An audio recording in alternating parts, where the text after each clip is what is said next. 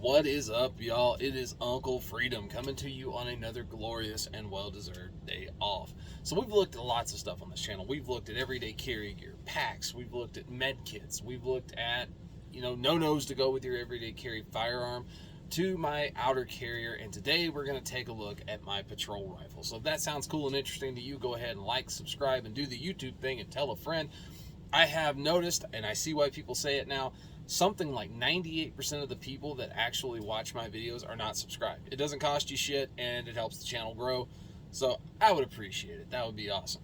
So let's look at the patrol rifle. And when I say a patrol rifle, I don't mean a sniper weapon system, and I don't mean a 10.3 entry gun. Though those things can all be, and I have all of them. But what I'm talking about is the rifle issued to you by your department. That is your general purpose rifle. The rifle that you're going to have every day, no matter what, whether that is dealing with a domestic that's gone really violent, a barricaded suspect, or coyotes that have gotten into town, which happens a lot. When you're issued a rifle, you really don't have any say over what you get. You can carry your own stuff, which is my sniper weapon systems and my 10.3. However, some departments have more money than others. I know guys that run SIG MCXs with Huckworks OSS cans with EOTechs, and they are just super sexy because the agency had the money. But I also know other agencies that run Mini 14s and M16A1s, triangular handguard. Fortunate Son starts playing every time you rack the damn bolt. Yeah, they're cool as shit, but it's not what we normally would do. So the rifle issued to be by my department is a Ruger AR-556 with a standard car buttstock, the shitty round handguard, and an A2 grip. I don't like those features, okay? I just don't. But we have the leeway to do things to our rifle that make them more comfortable and suitable for us, and I'm an armor, so I can do pretty much what I want.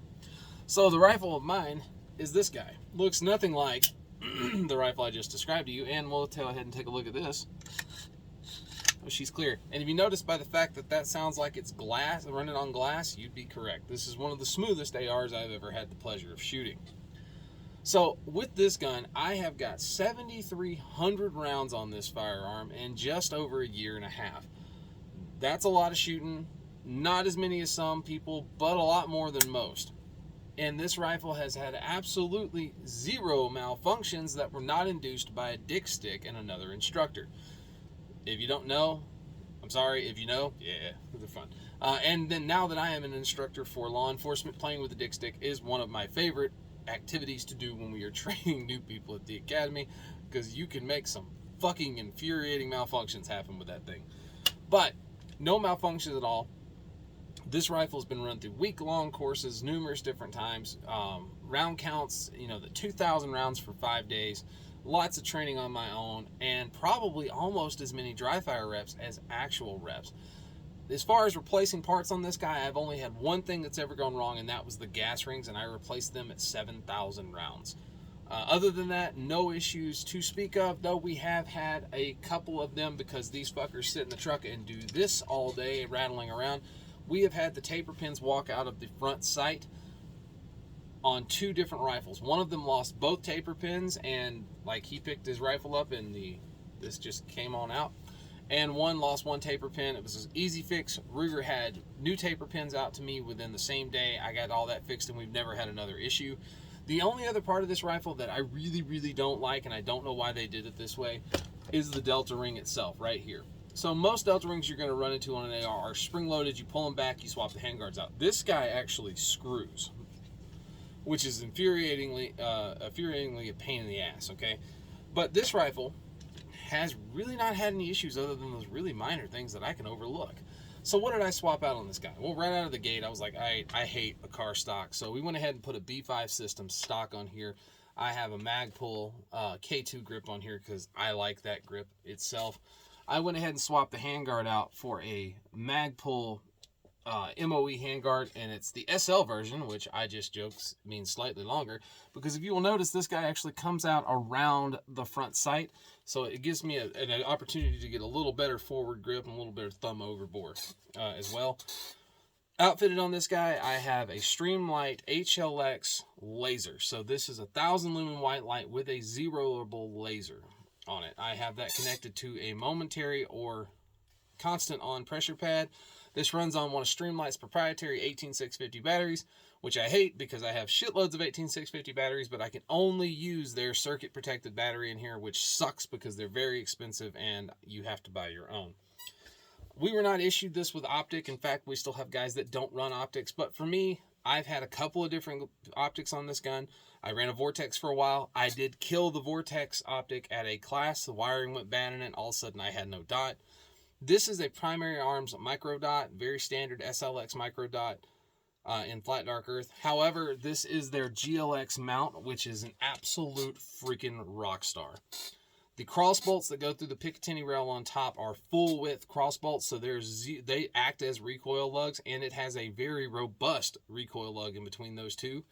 Standard mounting up, this is the standard aim point mounting profile, so that's going to work on anything. This is a lower third, which sits a little higher than most other lower thirds I've seen. This guy is more of a, think of it lower quarter instead of a lower third. But no issues at all. This has been rock solid and held zero. And like I said, this thing rides in the truck and does this all day. I've dropped it. I've banged it into things. It's just going to happen. It's the nature of the beast. But this thing has been rock solid. No problems with zero whatsoever. The mounts never come loose. I've never had any issues whatsoever out of this thing. It's just been awesome. And for as cheap as this thing is, that is a hell of an endorsement. And if you want a good red dot and you don't want to spend a ton of money, give this guy a check. They come in black, but I was like, FDE, fuck the world. If I had to put this up against like the other kind of famous one in the group, the Vortex Crossfire or the Romeo 5, well, I killed the Crossfire on this rifle. And it didn't spend anywhere near the amount of time this one did on it. So I would take this over both of those, to be honest with you. As far as other modifications go, we have the BCM Shorty foregrip. You will notice it is mounted like a dong on an AK. That is because it facilitates my hand placement to get a good thumb over bore. The barrel on this gun is incredibly thick. So this .750 you see sticking out the end here, most guns would taper up to that from a very thin government profile. It is not the case with this. This is a mid profile the whole way through.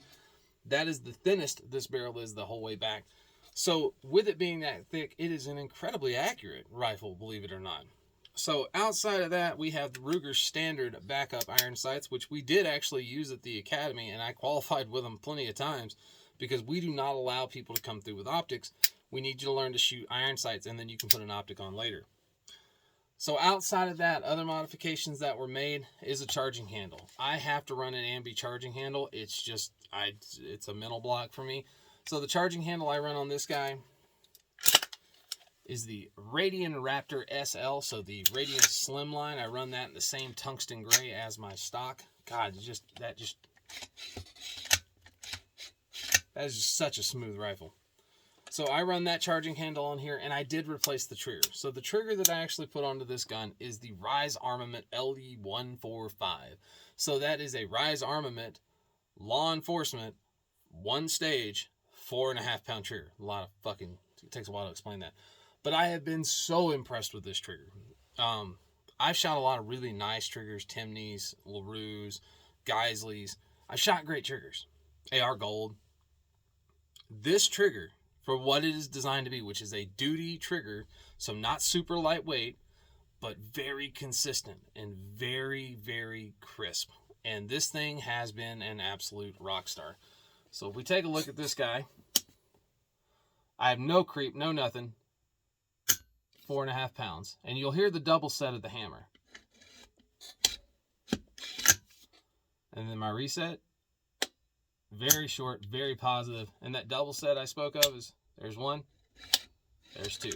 So, excellent trigger. Bolt carrier group is the nitrided bolt carrier group that comes with the rifle from Ruger. Didn't replace any of that except for the gas rings at 7,000 rounds because I pulled them out and I was cleaning it and the bolt fell back into it. And I was like, well, those gas rings are shot. So as far as slings go, I have Midwest Industries Flush HD QDs. I have not taped this down yet on here. Sorry, somebody's calling because everybody needs to get in touch with me when I'm making a video. So I have not taped these down because I haven't finished adjusting it yet. I was in contact with Blue Alpha Gear, and I was able to get my hands on one of their slings. Now, their slings are not made by Blue Alpha. They are actually made by Flatline Fiber Co. Now, if you've ever used any Flatline stuff before, it's high quality. It's really well made. It's really well done. And my interest in this sling is because I've run most of the other big names. I've run the Faro Slingster. I've run the Vickers sling from Blue Alpha. I've run the VTAC sling by Kyle Lamb at Viking Tactics. I've run the Faro Concept Slingster. I've run a Geisley sling. I've run a bunch of different slings. I have a T-Rex sling. And the one that was on here was a Midway USA 1-inch wide, quick adjust, multicam black sling. Like, this is like a $9 sling. So I got my hands on this guy from Flatline Fiber Co. and Blue Alpha Gear. And you can see there I got it in Ranger Green. Now, what really got me about this sling is long. So if you're a big boy, if you're chunky, you got some of that tactical winter weight we speak of, this is a lot of damn sling. You can see the excess strap hanging right there. Like I said, I will be going back and taking care of that today. But it is a quick adjust sling, which is fan-freaking-tastic. It is super smooth. Now, this is a padded sling, but what I'll say about this is I have the standard 1-inch, strapping here, and I have a 1.5-inch wide pad. Everything on here is incredibly well stitched all the way through, and I expect nothing less from Flatline Fiber Co. because their stuff's always been amazing. This is a comfortable sling. I got this in, immediately started messing with it, put it on my rifle because I needed to know how it felt. I did my best rudimentary, adjustments to get it to where it fit me. Holy crap, this thing was comfortable. I was a little concerned with how narrow this pad is, but it's nice. Like, it's super nice. I've got that wonderful Cordura on the inside as well. So, I mean, it's nice. It's not super slick on your clothes, so it slides around, but it's also not tacky and it sticks to shit. And above all, it doesn't have the one pitfall that the Blue Alpha sling has, which is that fucker's a weapon. That is you will never tear that fucking sling up, but it is fucking so stiff it's almost uncomfortable.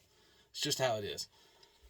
But outside of that, I have I think this is the Magpul QD up here on the front for my sling swivel in here. But outside of that, I mean, if we're honest, I have been incredibly impressed with this rifle. I mean, this thing has just been excellent, infinitely reliable in classes, and just incredibly smooth. Like, when I say incredibly smooth, we took this out when we were doing teaching at the academy, and a lot of gun guys show up to this that are also instructors. We all come, we hang out, we shoot the shit, and we talk. Everybody that played with this is like, that's scary smooth. And I'm like, you damn right it is. Like, here's my thing. This gun was built on Wednesday because this is a inexpensive rack grade AR that I've added some cosmetic features that make it more comfortable for me. It's got an excellent match trigger in it and a good charging handle. But this thing is rock solid. I mean, I can lay behind this, and I've done it. I've laid behind this gun, and it will shoot sub-MOA with match ammo at 100 yards. But it'll also, I can sit there offhand and, like, shoot nails out of a board with it with a red dot. This thing is incredibly accurate. It's been incredibly reliable, and it's not showing any signs of fading. So there you go, guys. That is my patrol rifle, my Ruger AR-556. It's not a commercial for him. Ruger has no idea who I am, even though I named my dog Ruger because, well, damn it, it's a great name for a dog.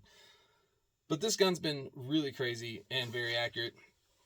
The zeroable laser on this guy, kind of lost train of thought there. The zeroable laser on here is zeroed for a parallel zero at 25 yards. I have absolutely never had to use this in any kind of an engagement or anything for that. In fact, I only use it messing around at the range, but it's there in an option. But the white light has been excellent. Aside from the stupid proprietary shit for the light. Now, when you talk about those, this is kind of like that everyday carry handgun situation where ammo is almost more important than your rifle.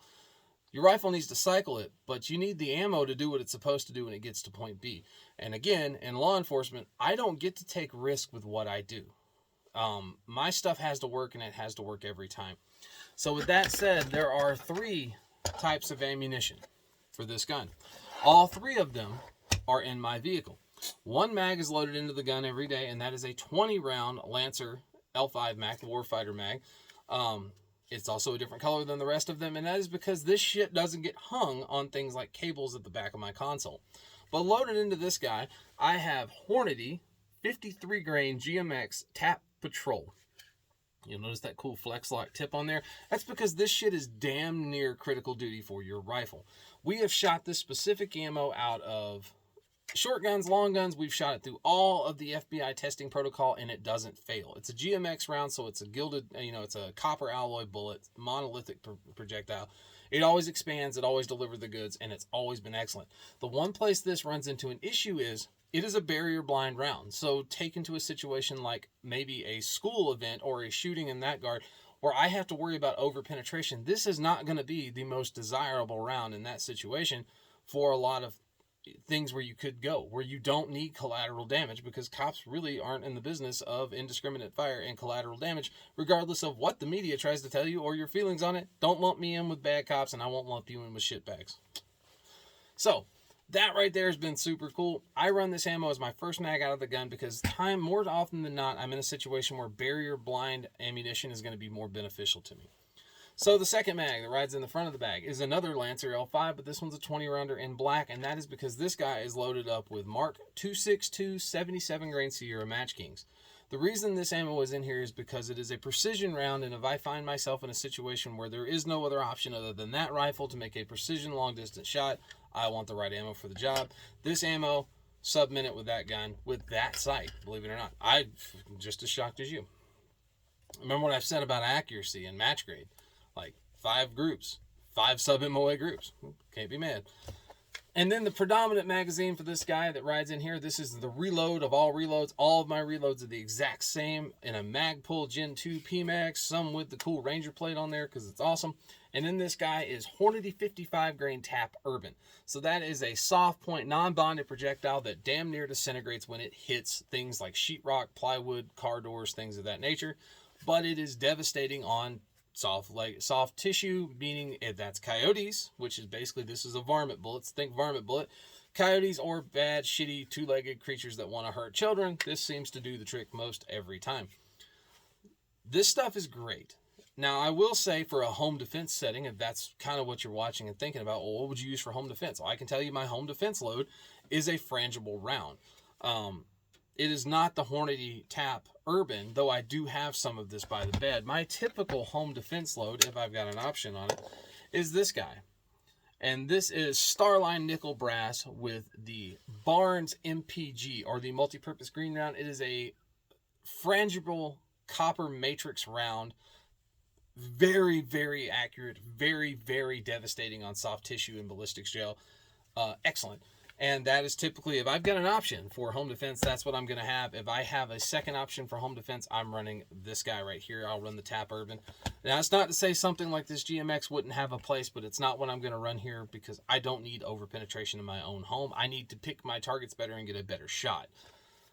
This stuff, very low over penetration risk. It's never going to be nil because accidents and weird shit does happen, but it is proven effective on four-legged critters like coyotes and things that shouldn't be in town or harassing and killing people's dogs, as well as two-legged critters, because law enforcement proves that a lot shooting this kind of round. So this is, like I said, if you see anything tap or, something, if it's a Tap Urban, think of it as a VMAX or a soft-pointed bullet. It is going to dump all of its energy in 9 to 10 inches. It's not going to do very well with barriers.